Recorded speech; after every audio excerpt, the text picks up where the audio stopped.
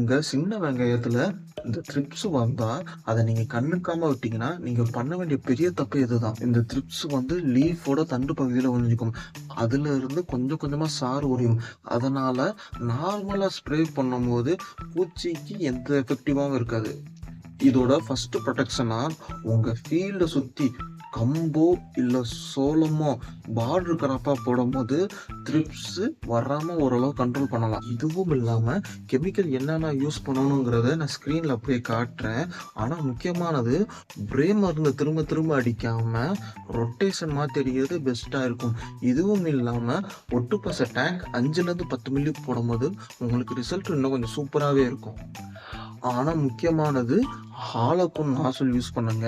அடிக்கும்போது டைரக்ட்டா தண்டுக்குள்ள படுற மாரி அடிங்க. நீங்க உங்க வயல்ல சின்ன வெங்காயம் போட்டிருக்கீங்களா?